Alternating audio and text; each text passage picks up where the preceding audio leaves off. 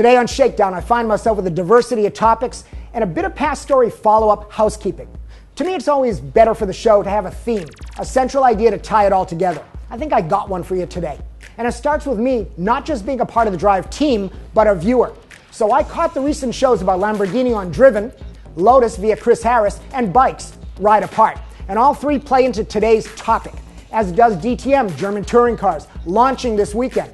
And a bit more thought about the Pirelli F1 tire thing from last week in Bahrain. Some IndyCar news from Chevy, Honda, and Lotus. It's Indy 500 time already. How about World Touring Cars and the debut for them of a new track, and finally the Lotto race car. We got MotoGP, WRC, and whatever else pops into my head. So what's today's topic that ties it all together?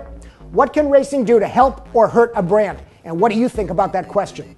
To help you understand what the hell I'm thinking, consider the new Lamborghini Urus SUV. Did it help or hurt your perception, your image of the Lamborghini brand?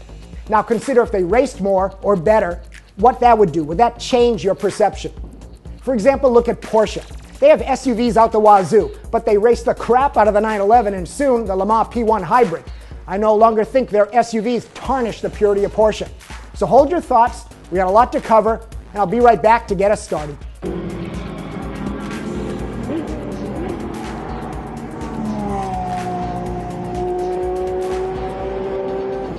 Part preview show for this weekend's upcoming races, part house cleaning for some previous stories. This shakedown is all about what racing can do for a brand, both good and bad.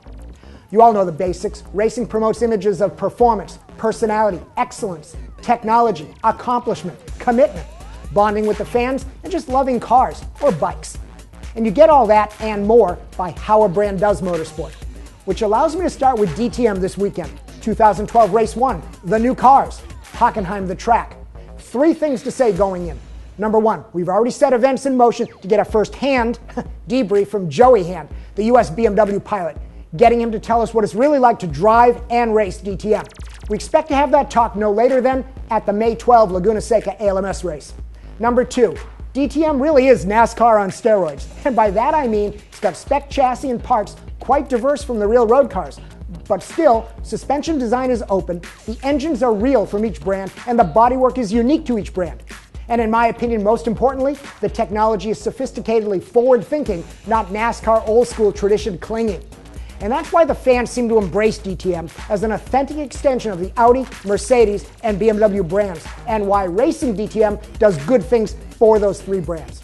Number three, and it's an FYI, DTM and the Japan Super GT series were trying to unify specs, but talks broke down, for now and maybe forever. The carbon chassis was the common ground. The breakup was because the Germans wanted to sell the tubs. The Japanese wanted to license the design and build their own tubs. Plus there's an engine issue. 4-liter V8 for DTM, Super GT moving from their 4.3-liter V8, Formula Nippon-derived motors, to 2-liter turbos with hybrid in 2014. So for now, there'll be no axis of touring cars. Come on, they do World War II jokes on Top Gear UK. I can do one here. Yeah, I'll read your comments. Next topic, house cleaning with Pirelli tires in Formula One. Last weekend I made a comment and a bad Bahrain tire burning joke after Michael Schumacher took his shots at the tire degradation issue. Pirelli shot back to Mike with appropriate indignation and probably an Italian hand gesture or two, which I'm not going to do here. Most of you guys jumped on my bandwagon calling for full capacity 10-tenths racing versus nursing tires and cruising around. Now I'm not backpedaling, but I read Pirelli and Bernie comments that suggest the tire company Pirelli may be building tires to an FIA F1 dictated spec and game plan. And banging on Pirelli may be whacking the wrong good fella. Because why would Pirelli, a performance brand with a performance image, want to be seen as the maker of tires that fade fast and don't let you get the full potential out of your car? It's all back to what can racing do and undo for a brand, see? So A, Shakedown has already taken some steps to get to the root of what Pirelli is doing and why, directly with Pirelli, and we'll be keeping you posted. And B, tire management is part of racing, always was, always will be. So Mike, suck it up. C, not going to pile on Pirelli until we know more. And D, let's see if Pirelli and the FIA and Bernie live up to their commitments that tires will not decide the 2012 F1 champions. Next topic, Lotus, IndyCar, the inevitable implosion. They're cutting two teams, or the teams are cutting them for them to get better. The Lotus Truth, Lotus Position, was all big talk, no budget, no commitment, and not the right tools for the job. They don't even have the right proper sim dyno. Not enough engines to supply the teams, and late getting the engine built. It's kind of all in sync with the Lotus F1 debacle and the I hope it's not a disaster ALMS Evora challenge, and Lotus's approach of paint jobs versus real Lotus race cars. How does all this help the Lotus brand? Hell, Chris Harris did more for the Lotus Performance brand image than the IndyCar program and all this other half-ass BS. Now, I have no answer or solution other than to say I fear this train wreck is not finished, and I just hope that a real Lotus emerges and survives after all this. One more shot at IndyCar, if I may. Ugly does not help the image of anyone's racing. Ugly racing does nothing for a brand. Here's the current IndyCar. Now, here's a concept rendering from Dallara. WTF happened? That's not bad. But now I read the engine manufacturers are also concerned and are going to do something about their looks for 2013, all to create more brand image and get something positive out of their IndyCar deal. Chevy's designing their body kit in-house, so is it going to look like a Vet or a Silverado truck? Honda's working with outside firm Worth Engineering on theirs. And Lotus, who only knows, but I fear in another grand gesture, they're going to announce an approach that'll be exhuming the body of Colin Chapman and through a series of psychic mediums getting their new 2013 IndyCar body kit designed directly from the master. And then they'll announce that there's a plan to shovel around for Jim Clark to give them the best chance to win Indy again. I trust none of that's true, and it isn't. But it reminds me, Clark and Dario Franchitti are Scotsmen, and Dario signed a representation deal with our returning sponsor, SimRaceway. They're back with ShakeDown starting in May. So stay tuned for some ShakeDown integration stuff from Dario, like a track note session. And SimRaceway just signed up to be IndyCar's official producer of the new IndyCar Sim, so that's coming too. Plus, the SimRaceway team is teasing me with more opportunities to get back in a car, now their F3 car, at the Sears Point SimRaceway Performance Driving Center, to compare real to sim one more time. They've even threatened to teach me how to drift with Tyler McQuarrie. That'd be good for me before Chris Harris comes to America and we maybe go pedal to pedal. But sliding is hooning, Chris. And Chris, it's you, the racer, I respect. Okay, let's cut to World Touring Cars. That's also this weekend. First time at the Slovakia ring, and a perfect venue for Lada to return to WTCC racing. First time back since 2009, one car for now, because it's an evaluation approach. Running only a few races to prep for a full season return in 2013. This engine and car is built by Orica.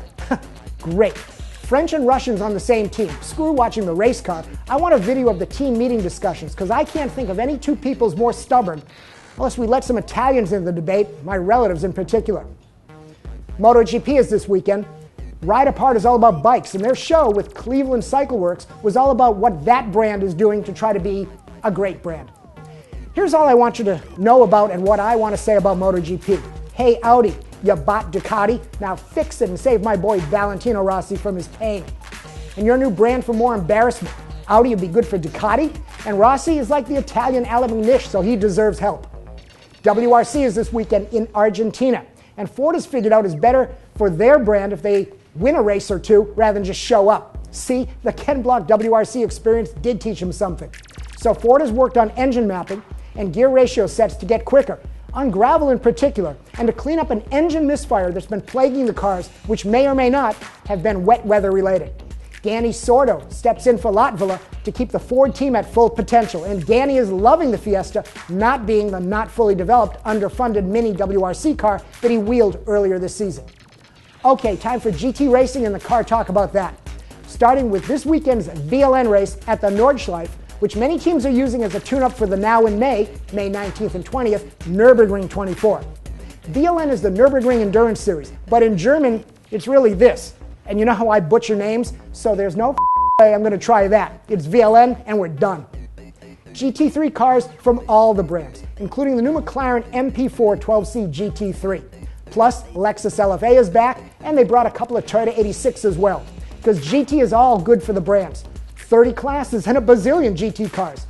Typical Nordschleife stuff. Get it? Even Glickenhaus has the P45 back, all updated with more aero and curves.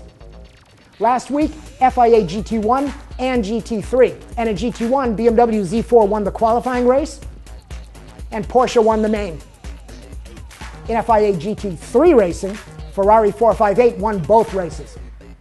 Of course, the Blancpain Endurance Series is something different, and just to confuse me and make me sound more like a detached from the world American racing fan, I'm not sure what it's all about, but Blancpain raced 2 weeks ago in Monza. Again, all very GT3. The Mark VDS team won, dumping their Ford GT for this BMW Z4 in 2012. Now watch me get to the Lamborghini point I mentioned at the start of the show. In all these GT races, there's always a Lambo or two. Ryder Engineering seems to be the hub for most of it, if not all these cars, around the world and also via their one-make Super Trofeo series.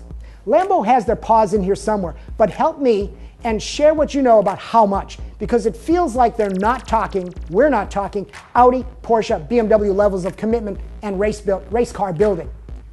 And not even Corvette levels with only 2 cars, but a very robust factory team to rep the brand. And that's kind of my point and question to you. Rather than slam Lambo for going all off-brand with the Urus SUV, should we not be asking them to negate any of the backlash ranting by stepping up their racing commitment and putting the purity of performance back into the Lambo brand? I'd be very curious to hear what Valentino Balboni thinks about SUV and racing. Or am I missing the point and Lambo's really happy with what I feel, that they're happy being a high school student's or a high-profile poser's lustmobile, and real performance sports cars are found in the factories over at Audi, Porsche, and Ferrari?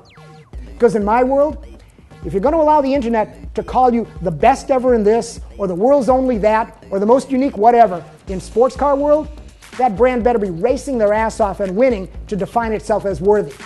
Then you can build a Lambo SUV or a baby carriage for all I care, because you've earned the right. McLaren does it. Oh, that's a different McLaren? Never mind.